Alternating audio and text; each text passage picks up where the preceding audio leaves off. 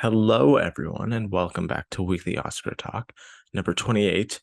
And yeah, we've not a crazy amount of stuff to talk about this week. We did our updated predictions for the main above the line categories last week, and we were going to do tech categories, but we weren't prepared enough, so we'll do that another week, maybe next week if there's not a ton of news.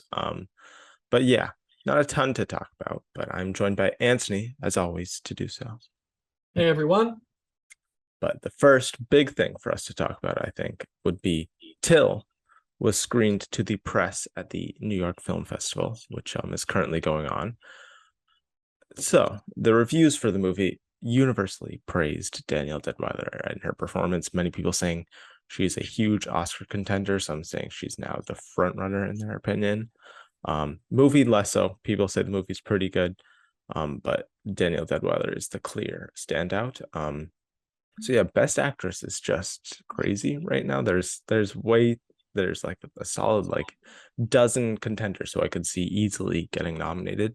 But what are you thinking about Danielle Deadwyler's shots, Anthony?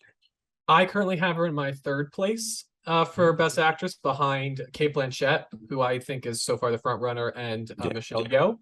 I've always had confidence in Danielle Deadwyler. I think we were thrown last week with Michelle Williams, so I think I put her in my six when we did our official predictions last week. But I think the more I realize Empire of Light is kind of fading, I kind of doubt, because I also think there just comes a point when like Olivia Colman is going to become Frances McDormand. She's always going to give great work, and they're not going to give it to her every time.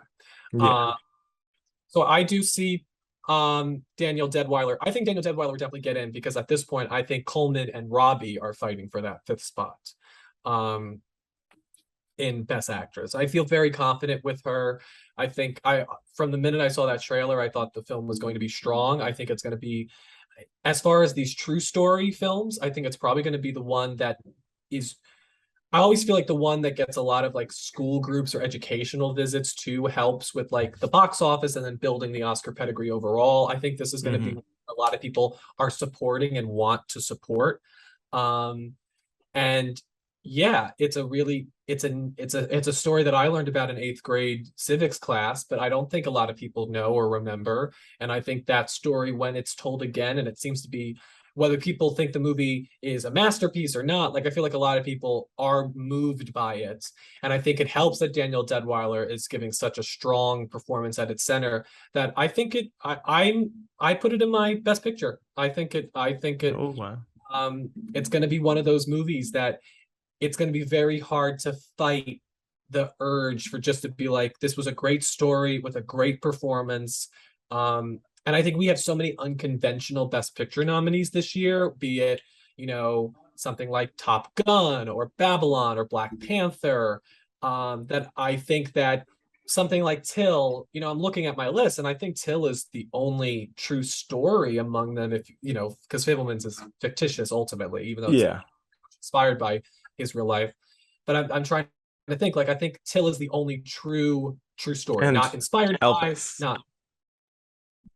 Yeah. I mean, I don't think Baz Luhrmann, you're ever going to Baz Luhrmann for facts. No. It doesn't fill that type of void of past nominees that the true story films often do. I think Elvis is in a class of its own, which is it either will help it or hurt it. We'll see. Yeah.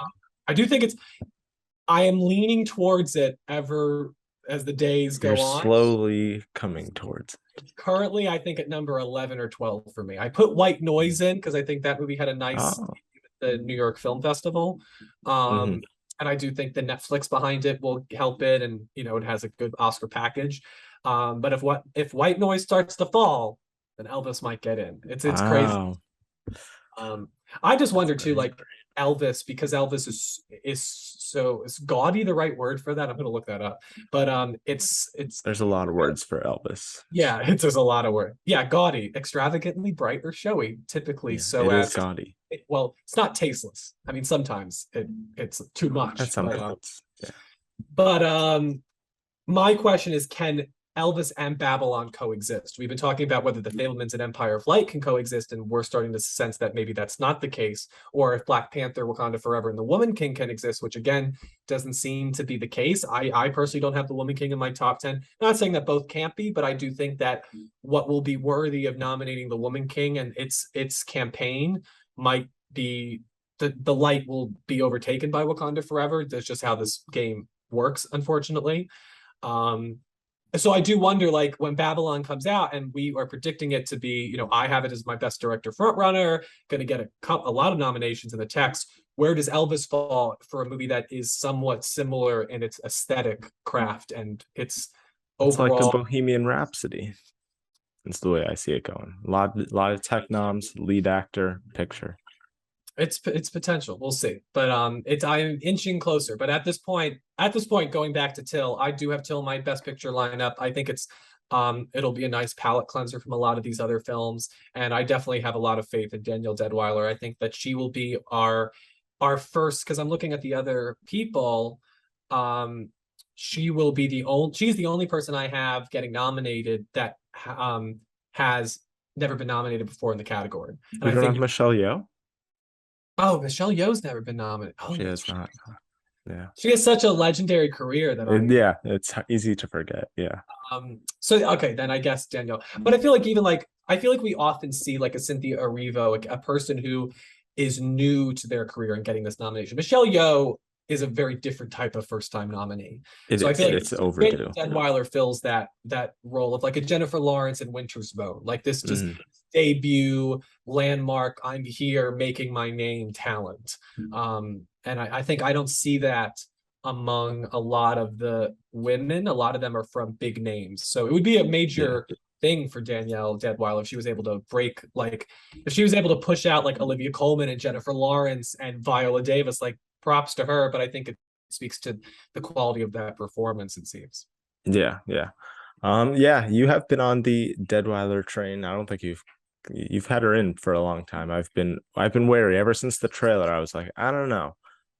But based off this reception, I have added her into my 5. She's my number 5.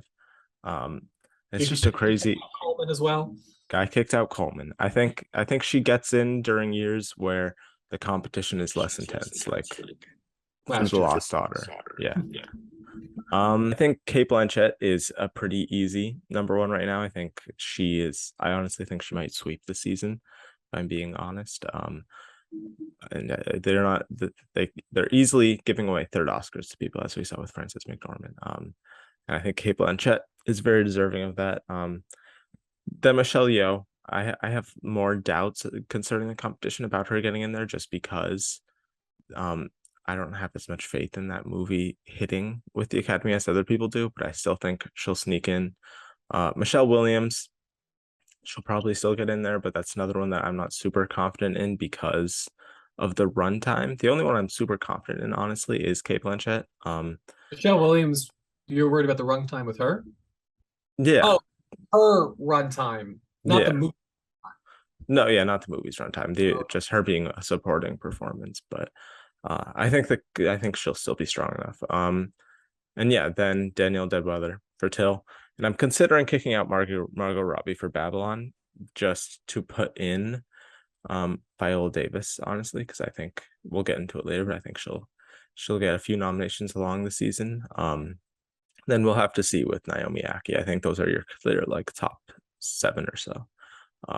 But yeah, Robbie's gonna have to fight Naomi Ackie because they're gonna come out at the same time. They're both holiday releases. Christmas. Yeah. I think both of them are gonna want to position themselves as that last slot, because I think the other 4 are pretty locked. I mean, Michelle Williams could always, just because of the nature of her roles, they could flub her around, they could omit her, they could put her in supporting.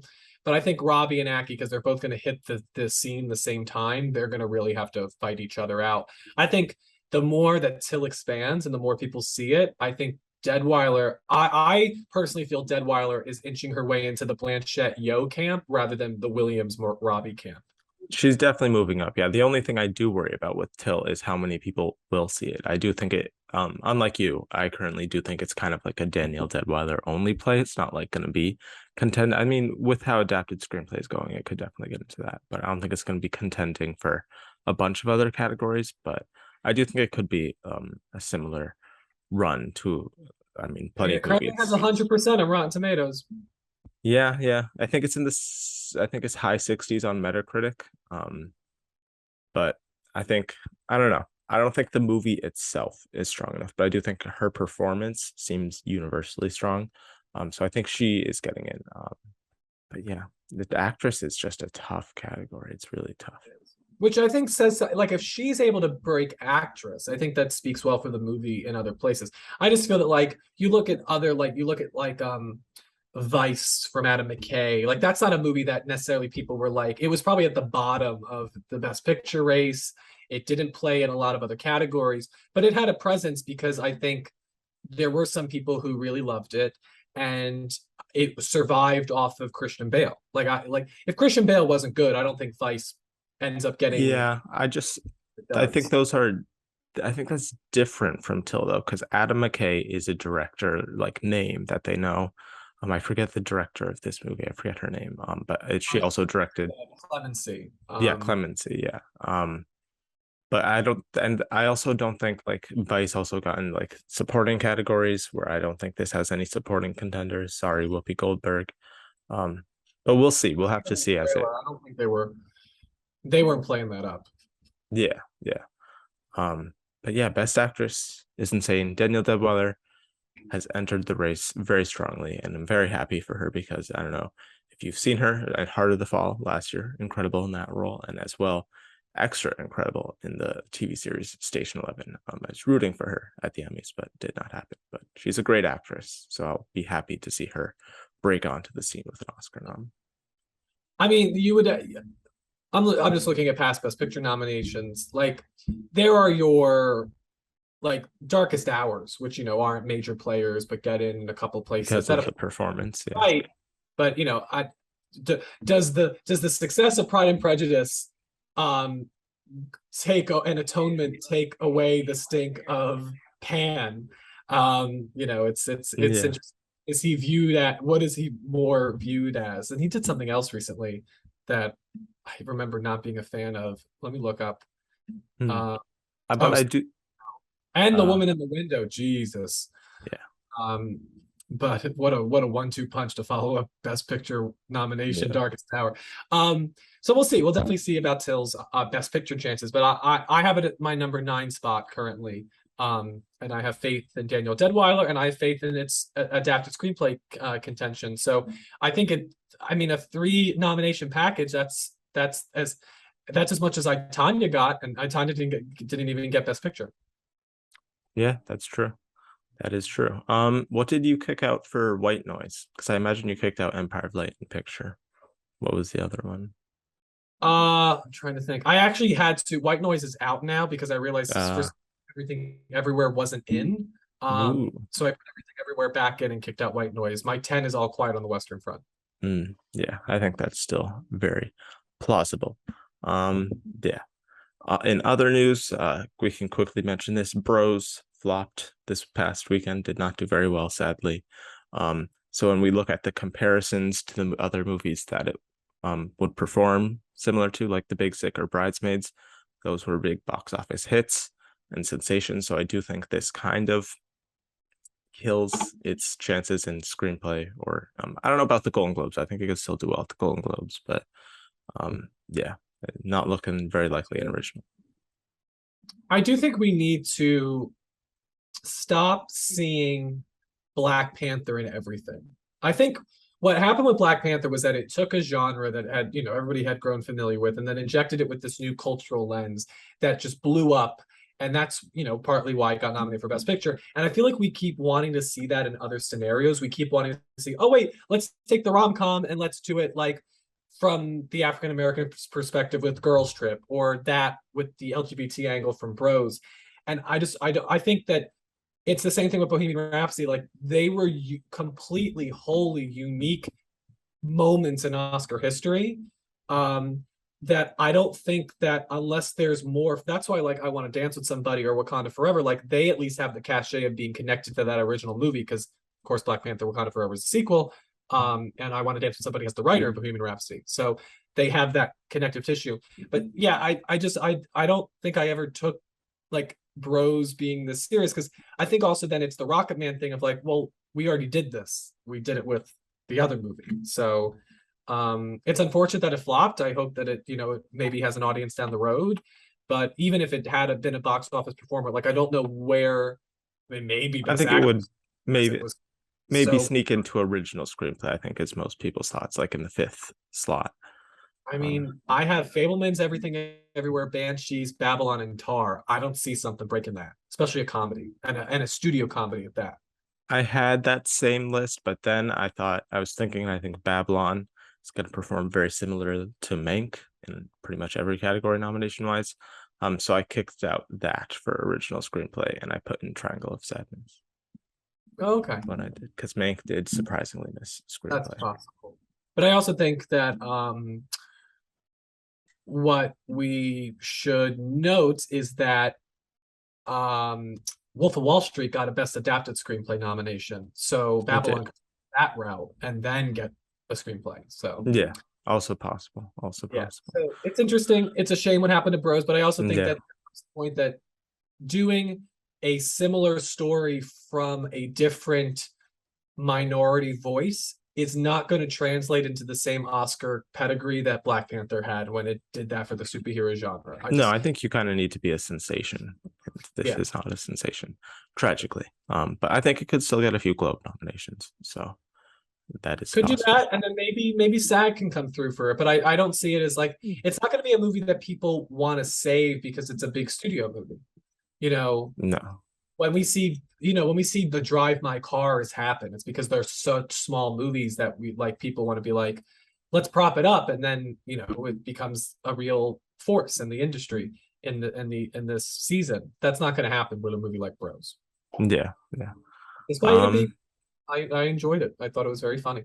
yeah, I still need to see it, but I've heard great things. So everyone should probably go check it out. Um, Next in the news, Netflix launched their FYC site a few days ago. And when looking at the Glass Onion page, they surprisingly seem to be pushing it in original screenplay as opposed to adapted screenplay, which the rule seems to be with the Academy. If you're a sequel, you're an adapted screenplay. But I guess maybe what they think here is, since it's like pretty much not a sequel, it just has Daniel Craig, that it might still count as original. But I don't know what's gonna happen there, if they're gonna push it in original screenplay, but the Academy is still gonna accept, like, say, no, you have to be an adapted. Yeah, certainly if Glass Onion is not in the adapted screenplay race, then it's just even more barren than before. Yeah. What do you think about this? I agree. I think that I feel like they don't know what to do with Glass Onion. I feel like, is it a theatrical release? Is it a streaming release? Is it going to be a bigger contender? Should we push it for Best Picture? Should we push Janelle Monáe? Should we push Daniel Craig? I don't think they know what to do with it. And frankly, it's such a unique movie for them because they didn't originate the first one. And so they're like, what does Knives Out mean for us, for Netflix? Because they paid a lot for these movies. So they want to, get their bang for their buck. And I think they're trying to figure it out. It's not going to be a Ruby's cup of tea. It's not going to have the craft that you need. So it's going to really have to survive on that writing. I'm surprised they moved it to original. This is like another Michelle Williams situation, just on a lesser scale, because it's like adapted is a lot more open than original. So why move it to original? Like, personally, I think it is an original screenplay. I don't like saying it's adapted on the characters of the first, and that's why it's adapted. But if I was choosing which category to push it, I would definitely push it in adapted, because now, like, we were just talking about like whether Bros could get into original. Like, it's got such heavy competition from Best Picture, like almost locks, Yeah. So yeah, this is very difficult. I don't know why they made that choice, but I don't think they know what they have. I don't think Knives Out needs to be an Oscar movie. Just have it be like a fun big hit for them, and then if people remember it, if the Golden Globes want to honor it, and therefore it leads to something great. But I personally would put, if I was Netflix, I would put more support behind White Noise, behind All Quiet on the Western Front, and then maybe Bardo in international feature. I think Glass Onion would be like the fourth priority for Netflix. It's unfortunate, but I also think like it's not a movie that needs an Oscar to be deemed No, valuable. I think Ryan Johnson is doing just fine. he Either is way. making his money. Yeah, Yeah. and so is Netflix. So I think they'll be fine with this just being a streaming hit. I mean, they could have tried it being a theatrical hit, but they tried. I guess they decided not to do that. So yeah. In other news, our final little bit, RRR, the big smash hit film from Bollywood/Tollywood. India did not select it for international feature, surprisingly. I think that was easily their best shot at getting a nomination, considering how big of a deal it was. It crossed pretty much all countries. I mean, for a movie to cross over that much so into America, it has to be a pretty big deal. So I think it would have very likely been possibly nominated if they did pick it, but sadly, for some reason, they did not. So I do think, because I think there's a lot of love and support for this movie. Like Adam McKay recently tweeted, they needed to do screenings for it in LA so it could get into Best Picture. I don't think that'll happen, but I do think there are a few categories where the love for the movie could persist, like original song. I currently have the original song in that movie getting nominated, Not To Not To. And then I see some people also mentioning visual effects, which I mean, Netflix is going to be the one pushing for this, so I think certainly possible. But what are your thoughts on this, Anthony?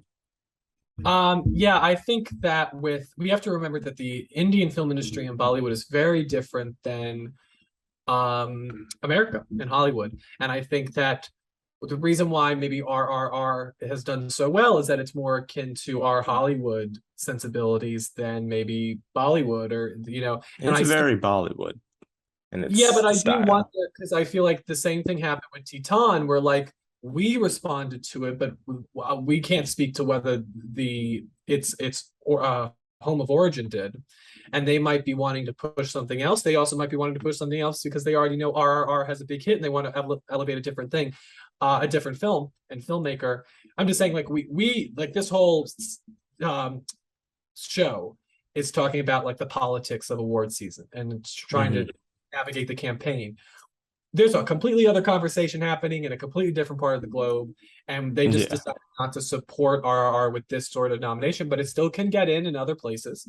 I don't think it will, but yeah, I just think that we need when we're talking about this type of situation with like international feature, there are reasons why certain films get the support over others, and even if a certain film we respond to in the States, it doesn't mean that that film is what the country wants to support. Because I think in the end, they probably care more about, they of course want to get recognized, but I think they care more about picking a film that they feel proud of representing rather than a movie that they want to win. Because like as Bong Joon-ho said when he won for Parasite, it's a local award show. So people yeah, outside the States don't care as much as we probably care about it. So they're going to just submit the movie they feel proudest in rather than the movie that they maybe think has a better chance due to its awareness within the country. yeah, yeah. I mean, there could definitely be some hidden politics that I'm unaware of, as to why they did not select the film, but I'm currently unaware of that. But yeah, I do think it is kind of a bummer because I do think I forget what movie they did select to put in, but I don't think that it's as likely as RRR would be.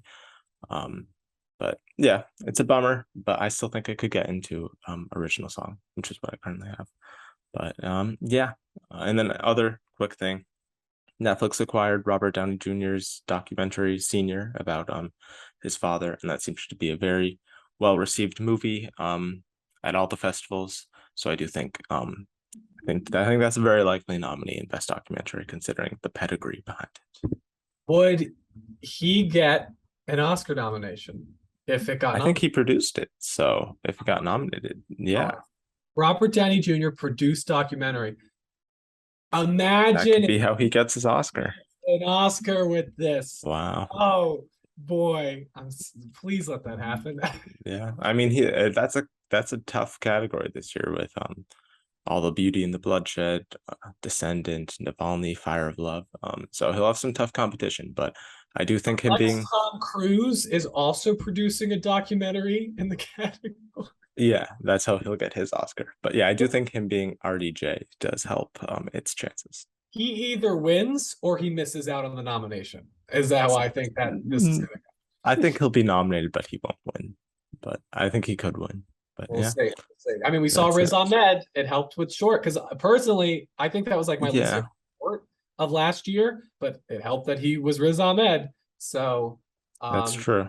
especially if you have never won an Oscar before, like Riz Ahmed just had lost for Sound of Metal. RDJ has been nominated twice, and that doesn't count Iron Man, which of course, many people do hold fondly.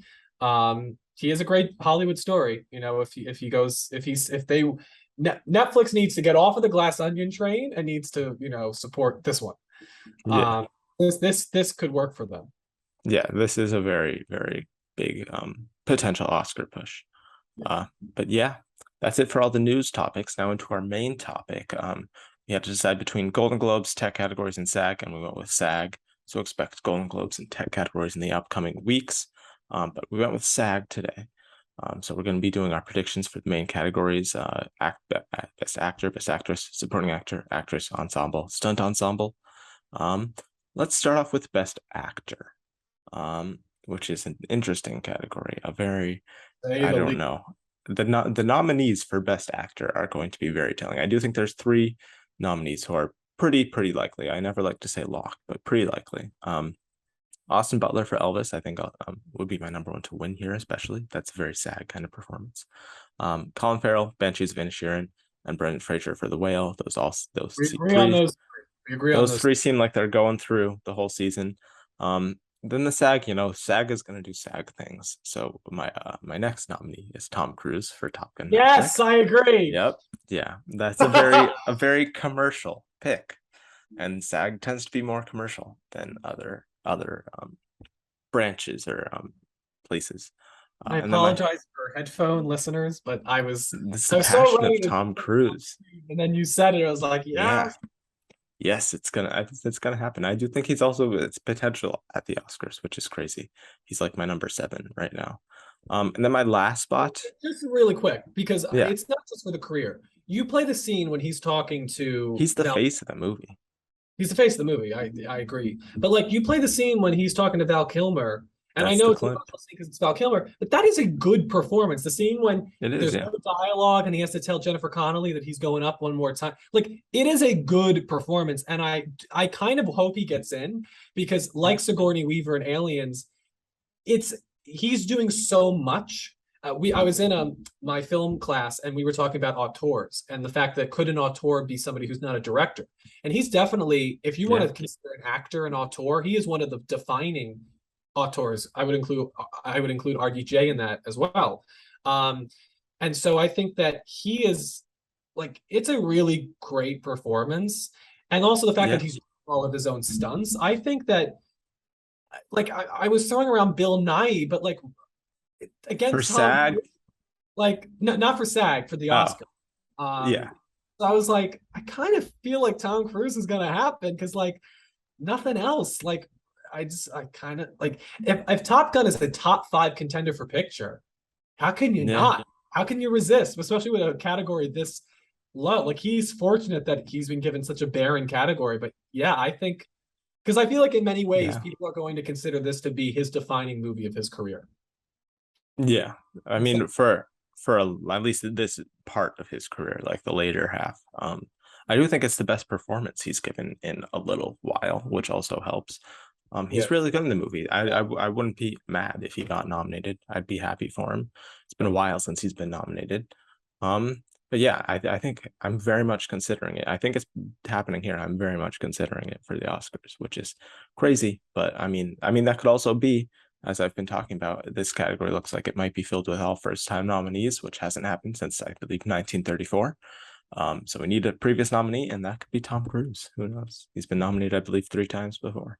Well, Uh, I also have Adam Driver. I think that he he's would. your 5. I Okay. think my 5. I'm playing with him or Diego Calva from Hmm. Babylon. We haven't seen that, so he could really just surprise us at the end. But as of now, I'm gonna bet on the name, and I'll go White Noise. But I'm really close. By the time we finish this episode, I might jump to Diego Calva. So they're very close. Yeah, yeah. I'm sticking with star power, and I'm saying Hugh Jackman is my number 5. The returning Wolverine. I think people will probably see the movie. I don't know. I think people are definitely going to see it when it was a top picture contender, but I still think a lot of people will probably see it. Seems like most people like his performance, and I just don't know what else I would put there. I think Bill Nighy and Living will just not be seen enough for SAG. Diego Calva in Babylon is possible. He would probably be the other one I would mainly consider. And the Adam Driver and White Noise, I think that's going to be a weirder movie. So I don't know if SAG's more populist taste is going to align with it. But he's Adam Driver. Or SAG is going to do a lot to build the Tom Cruise campaign. Yeah, totally. And I think, Golden Globe, he could get in there. Yeah, which will be, the Golden Globes will be interesting. He will not get it. I don't know. I think they may be like, Tom Cruise, it's okay, come back. Oh, it'll be a big, because if he chooses to go to that ceremony, that's a big deal. Oh Lord! Would he show up to the ceremony? He gets in at the Globes. He is getting in at the Oscars. I don't know. I think the Globes are kind of trying to rekindle their image. So I think not. I mean that category, because also Brendan Fraser, who has a bad history with the Globes, rightfully so. It'll be interesting. I think they'll definitely nominate Brendan Fraser just because he'll be nominated everywhere. But Tom Cruise, I think it could be like, it's okay that you chose to give your Golden Globes back. We accept you to return. We'll have to see if he chooses to attend. I would love if he won, and then they give him the award, and then he just gives it back. And then they brought on the other 3 and said, "You can have you can have these back." Yeah, I mean that would be a viral clip. That would get some attention. But yeah, that's Best Actor. Best Actress. This is, it's tricky for every ceremony, but this is also tricky. I am Cate Blanchett, Tar. She'll get in everywhere. Viola Davis, The Woman King. They love their Viola Davis, so I think it's going to happen. Then it's where it gets really hard. I think there's love for Everything Everywhere All at Once, so Michelle Yeoh.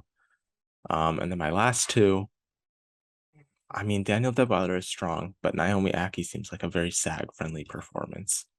And that'll also be a later release. And I think Margot Robbie for Babylon, I'm also going to put in there just because she's Margot Robbie. And then my last spot, I don't know if they're going to go with Michelle Williams for The Fabelmans. I'll say Naomi Ackie for my last spot for now, unless you can convince me. Same list? Cate Blanchett, Michelle Yeoh, Danielle Deadwyler, Viola Davis, Naomi Ackie. I don't have Danielle Deadwyler though. You have? I had Michelle Yeoh. Oh no, I had Margot Robbie. Yeah, okay. Oh, then swap out Robbie for Danielle Deadwyler. Yeah, I'm very tempted to put Deadwyler in there. That's just like, it's impossible to narrow it down to 5 women in this category. Well, this is why Robbie should go supporting. She should, and then that clears up a spot. Yeah, but yeah, that's what we have for actress right now. Win-wise, I think, like I said, Blanchett's gonna sweep. Although Tar is not super SAG. Blanchett could sweep, but I do think that if Michelle Yeoh is gonna win, she'll win here. Here are the Globes, yeah. She's not gonna win the Globes. Even if she's in comedy? Oh yes, we keep talking about this. We're gonna keep doing this thing where I'm gonna say she's not gonna win the Globes, and then Jackson and then I'm like, what about she's gonna be in comedy category? It's gonna happen the entire season. Yeah, potentially, but I'm talking about like a category where she goes up against Blanchett. I don't think Blanchett. She's got to win SAG, I think, for Oscar to come true. Which is that was the Jessica Chastain campaign. Her route. Once she won SAG, it happened. So look out for SAG. They are pretty accurate sometimes with their winners. But yeah. Best supporting actor. Let's switch. What do you have for supporting actor? Supporting actor. Ke Huy Quan. I think going to be your Troy Kotzer of this season. Yes. Ben Whishaw, Women Talking. Brad Pitt for Babylon. And then I have, it's tough. Do we agree on those 3? Ke Huy Quan, Brad Pitt, and what was the other one? Ben Whishaw. Yeah, I'll say Ben Whishaw. That's one I'm least confident in, but I'll say yeah. And then I think I'm gonna lean Brendan Gleeson and Judd Hirsch. Okay. Okay. Similar list. Similar list. I have, let me pull it up. I have definitely Gi Kwan. I don't have Brad Pitt getting in at the Oscars, but I do think he is more of a SAG performance that would get in there. So I have Brad Bradley Pitt. Cooper and Licorice Pizza. Yeah, totally. I mean, the bigger star. Um, I don't Judd Hirsch. I mean, it's a small performance. I don't know, but it's also yeah. I'll say Judd Hirsch. And then I'll say this is trickier than I thought. Then I'll say, how about? Did I already say Ben Whishaw? So Ki Hee Kwan, Ben Whishaw, Judd Hirsch, Brad um, Pitt, right? You think he's Brad getting? Pitt. No, Brad Pitt, and I'm gonna say Tom Hanks for Elvis. That would be such a sad move. That exactly. He's Jared the Leto. Jared Leto of this year. Oh Lordy. I mean, it lines up very similar. Yeah, I do think Brendan Gleeson and that movie in general is gonna be less SAG friendly. That's true. But yeah, and I think Tom Hanks, he's a star. He's in a lot of makeup. He's Paul doing a Dano. lot of work. We shall see. Yeah, certainly possible. Yeah. Supporting actress. What do you have? Claire Foy, Jesse Buckley, that duo will go the whole way. Yes. Jean Smart, I think, could get in. Carrie Condon, I think, could get in. And then I have Stephanie Hsu. This is a very difficult because like I have no idea who's gonna actually make a campaign out of themselves. But for that sake, I'm just gonna go with my Oscar 5 and say that's it. I have maybe sneaks in if the son is a player. maybe people seem to not like her. I think Vanessa Kirby is more likely than Dern in that movie, based on the reviews at least. I agree, but I think for SAG, star wise, yeah, true. I'm looking for. Yeah, I do think both. That's why I'm leaning Jean Smart. Yeah, I also have Jean Smart. I think both the women talking actresses, Jean Smart, unless if Margot Robbie does push into supporting, replace Jean Smart with Margot Robbie. Carrie Condon, even though I do think that movie might not appeal as much to SAG voters, I do think she'll still get in there. And then my last spot, I'm maybe Janelle Monáe for Glass Onion. I think is possible. That could show up here. Or definitely. Stephanie Sue. I'm between her or Stephanie Sue. So I'll say for now, Glass Onion will release later. I'll say Janelle Monáe for Glass Onion. Cool. Okay. Best ensemble. What do you have for best ensemble? You want to do best ensemble or best stunt ensemble first? Yeah, let's start with stunt ensemble, actually. I feel very strongly about this, and I want you to. I feel like you should agree. Okay, let's see. Top Gun winning, then Black Panther. Yes. Everything Everywhere. Yes. The Woman King. Yes. And All Quiet on the Western Front. Ooh, I didn't think about All Quiet on the Western Front. That is possible. Avatar. Yeah, I had either Avatar or Babylon in that spot. Yeah, but I feel like the war movie's got to get in here. Yeah. No. What? Yeah. Did not 1917 did right? I believe it had to. But that also was not. Yeah, that was also not a foreign film, which I do think SAG in their more populist taste. I mean, they did give it to Parasite, but that was kind of the exception to the rule. Not in stunt though. That was 1917 didn't get in. Once Upon a Time in Hollywood, First stunt. Ford v Ferrari, Avengers Endgame 1. So Irishman gets in and not 1917, which is insane. But yeah, they're always insane in this category. So I'll actually say All Quiet won't get in. I'll agree with Top Gun. I thought 1917 had, which is why I felt confident. All right, then Avatar or I'll say Top Gun, Black Panther, Woman King. I'm less confident in Everything Everywhere All at Once, but I'll say for now Everything Everywhere All at Once, and then Babylon.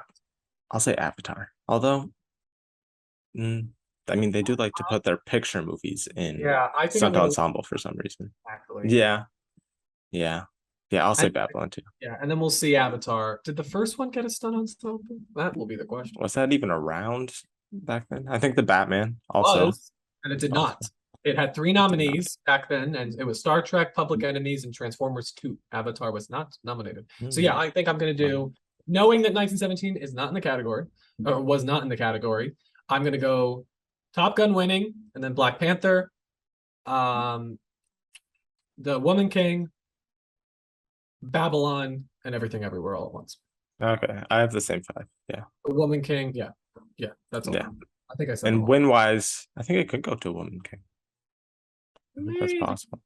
I think Top Gun is the fact that they I think it's actually, between those two. yeah. So Yeah, we shall see. yeah. We shall see. All right, best Main ensemble. ensemble. Okay, I can start here, I guess. Women Talking, I think currently my winner. Everything Ever All at Once seems pretty likely. Then Fablemans, I think will probably still be strong enough to get in there. I wonder if actually, yeah, I'll say Black Panther will also get in there. And then my last spot, maybe I was gonna say Top Gun Maverick, but I don't know about that. I guess Babylon would be my last spot. So you had Black Panther, Fableman's, Women Talking, Babylon, and what was your fifth? Everything Ever All at Once. Oh, you did. Okay. Oh my God, I'm really playing with my fifth. I don't know. Yeah. I feel like maybe Banshees. That seems like the kind of movie like Power of the Dog, where if they want to honor it, they'll honor the singular performance. Yeah, but I'm like, what then gets not the whale? Like maybe no, that's just Brendan Fraser. I don't know. Well, people have been talking about Sadie Sink and Hong Chow. I don't know. I don't know. My fifth spot is completely open. She said. Wait, what are your top four again? The same as yours. Okay, you just don't have Everything Everywhere.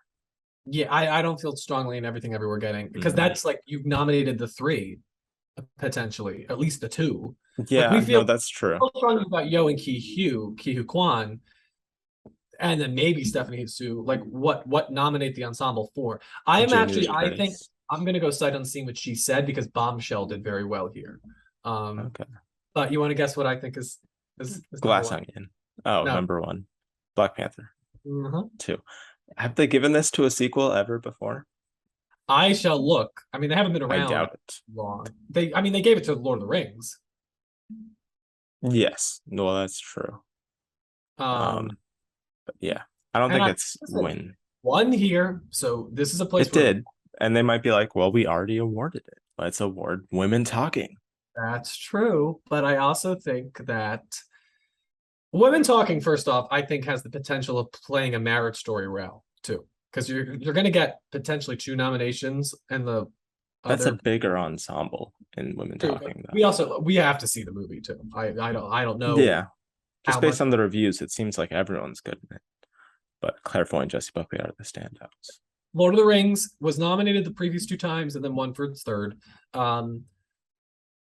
As I've said, I think that not only are you going to have some powerful performances from a diverse cast that is different from the diverse cast of the first one, because now we're bringing in Namor and all his people that are inspired by the Mayan, Aztec, Latin influence culture. But I think there's going to be a lot of compassion for this cast and the fact that they had to do what they had to do. I mean, you see like the Lupita Nyong'o this week saying like how moved she was that she didn't have to act as if Chadwick Boseman's death didn't happen when she got that script. Those stories will be exacerbated upon the release, and they're going to be all over this town. And I think this is maybe where this film gets a major bump, because all these other potential, Women Talking could win supporting actress. Fablemans could win somewhere, maybe not anymore because Michelle Williams. Yeah, I don't know about it anymore. But I think that a lot of these other contenders, like, I don't know. I feel like Women Talking is probably the strongest competitors because that's a true ensemble. Yeah. As Black Panther will be. I also think that what we're not talking about too is that I think there's going to be a lot of people that really praise this for being a female-led film. Like Black Panther, like I looked at they released the standee in my theater early. Yeah. It's a mostly female cast, yeah. Here, I can bring it up. I don't know if you'll be able to see. But just really Winston Duke and Namor. Yeah, there's 3 men compared to the Na'vi guy. 3, 4, 5, 6 women. So like I think you're going to see a lot of people praise it for that reason too. It's going to have what Women Talking has and the Woman King has. Oh, we should talk about that. Do we think the Woman King is going to break this top 5? Did I say Woman King? I said Women Talking, Fableman's Everything Everywhere All at Once, Black Panther, and Babylon. I think I could possibly kick out Babylon for the Woman King. Um, but I think honestly the Woman King might be more competitive in stunt ensemble. But Mhm. it's certainly possible. I wouldn't be surprised if I saw them announce it as a nominee. Yeah, I just need Wakanda Forever to come out so that I can start changing up my Oscar campaign, given that we've seen it. Yeah, yeah. It's a Well, big wild card. from when we're recording this, I believe we're getting a new trailer tomorrow, so I'm looking forward to. Really? Yeah, and the Oh tickets wow. tomorrow. At least that's the rumor. If that Oh, it's a didn't happen, rumor. Okay. you were watching know if that happened or not, so you can laugh at Yes. it. But we shall see. I'm Yeah. very again, as I've said, I think that don't underestimate the emotion that that movie will have across everything. I think people, whether you are a fan or not, I think you're going to be. It's going to be a moment. And I'm It'll looking. definitely be a moment. Yeah. Yeah. So I agree. So that's it for the news items and main topics. Recent releases include Blonde and The Greatest Bureau Ever. I might do a separate review for Blonde because there's a lot to unpack there. I guess quickly here, I will say it was not a good movie. I'll start with the positives. Okay. Um, I think Dominic does succeed with his vision. I just don't like his vision. I do think the visuals are very strong. I think the cinematography is some of the best I've seen this year. Um, yeah, and I think also another positive. Ana de Armas is doing really, really good work here. Very, very strong. And I really wish that she could have given this performance in a better movie, um, with a better director and writer who is giving her stuff to do besides cry and call every man she sees daddy. Um, but what she's doing here within the moments that she is given is very impressive. I think her Marilyn Monroe impression is very strong. I know people were complaining about her accent, but I personally didn't see. I mean, it slips through like once or twice, but I still think, I mean, there are moments where they recreate iconic Marilyn Monroe pictures, and it's like you almost think for a second that it's actually Marilyn Monroe in that photo. They didn't seem to do much makeup work on her either, so I think it's pretty impressive. So I think her performance, the cinematography, I did like some of the editing transitions as well. There's like cool transition like at Niagara Falls. The transitions between the scenes editing wise, I thought were very well done. That also has to do with the cinematography and the way it's shot. But editing overall, I kind of have an issue with the pace. But yeah, those are the positives. The negatives are very, very long, so I won't get into all of them. It's many movies get called trauma porn. I think this is actually one of the actual most true trauma porn movies I've seen. It's it's a dreadful. film that seems to. I have not seen it, and I really am. As somebody who struggles with not seeing things, I really don't want to watch this movie. Yeah, I don't blame And you. this seems to be a film that is so hypocritical in that it seems to be inducing trauma, even though it perpetuates itself as understanding it. And yeah, it's unfortunate. We need to leave this woman alone, really. I And know. Yeah. yeah, whether I'll say this and then I'll stop because again, I haven't seen the movie, so I don't feel, I should necessarily speak on it.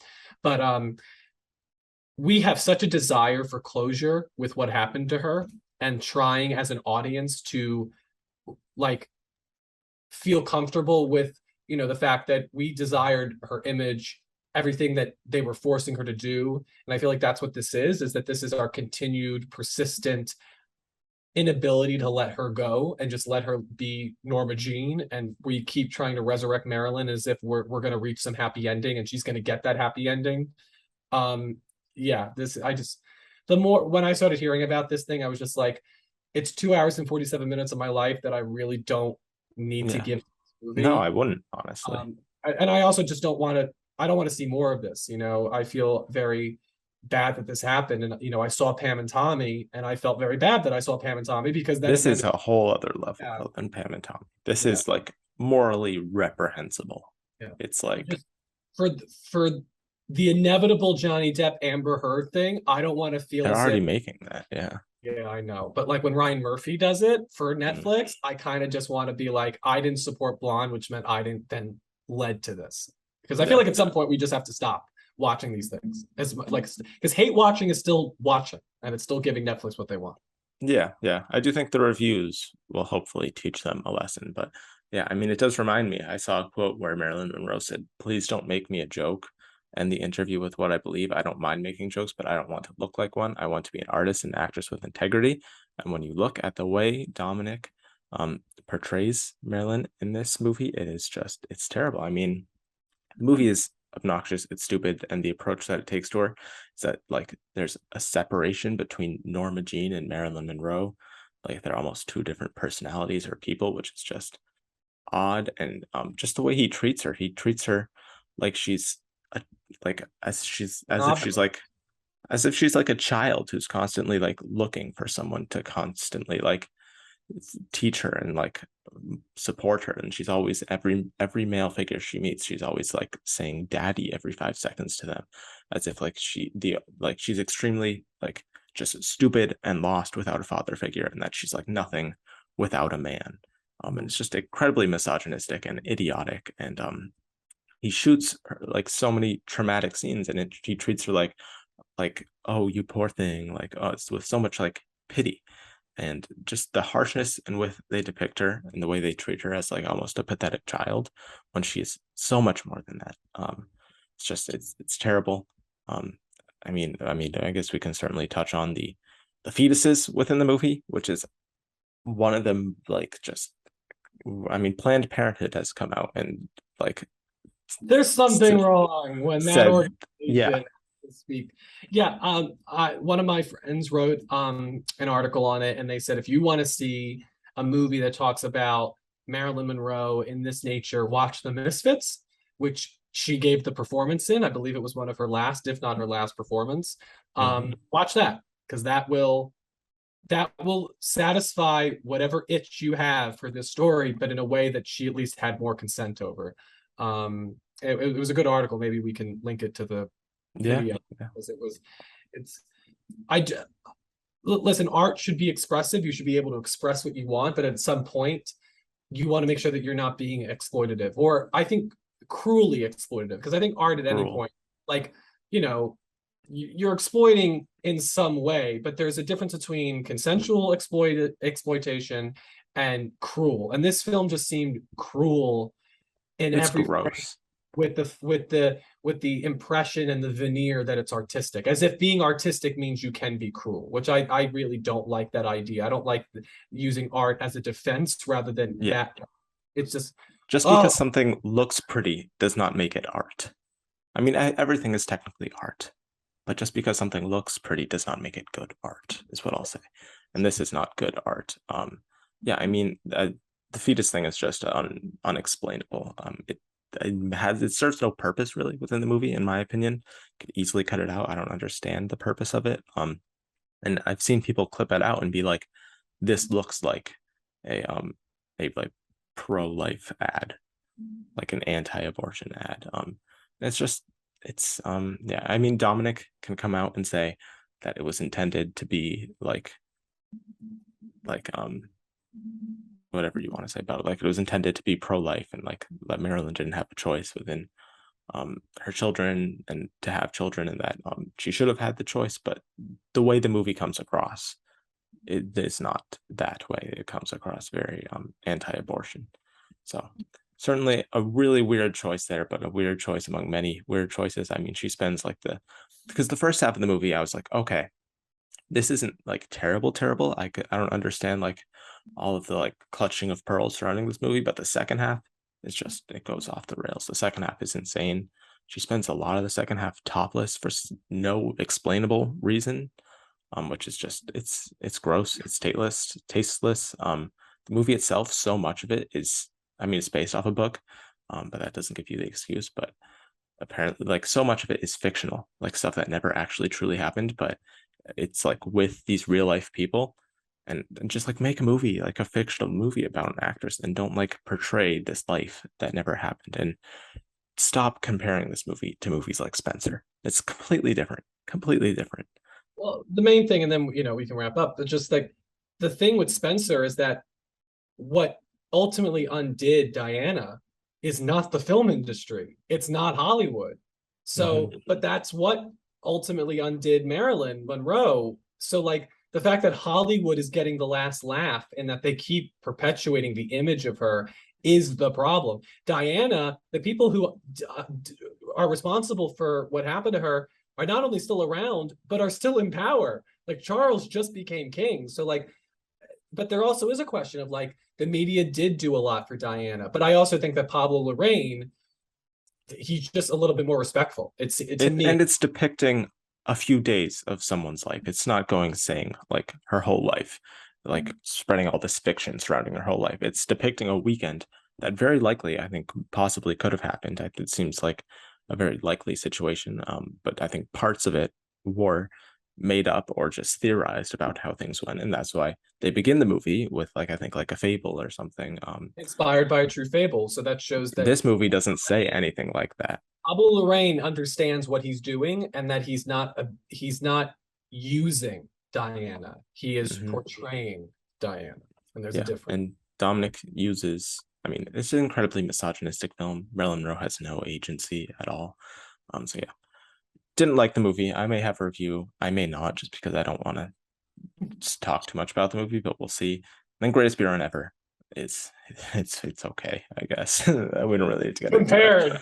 It's fine. I mean, especially following Blonde, it's like okay, whatever. I mean, there's also some morally questionable stuff in that, but it's a Peter Farrelly movie, so that's expected. Yeah. It's not nearly as morally questionable as Blonde, so I would honestly just like watch a streaming show or something instead of either of these movies. Yeah. Anyway, where can I find you, Jack? Oscar Film FC on Twitter, and you can follow me right here. Subscribe, like, comment your thoughts on everything we talked about down below. Yeah. And how about you, Anthony? You can find me maybe tomorrow waiting on the crashed Fandango website to buy 6 Black Panther tickets for opening weekend. Also at Anthony_Post on Twitter, Instagram, and Letterboxd. And here on YouTube, Spoilers Ahead with Anthony Post, doing reviews and the like. Yeah. Awesome. So thank you all for watching. Like, subscribe, all that fun stuff. And we'll see you next week for either Globes or Tex or whatever crazy category placement happens. Joe Williams Jones to Best Actor. I would support it. Yeah. Thank you all for watching, and we'll see you next week.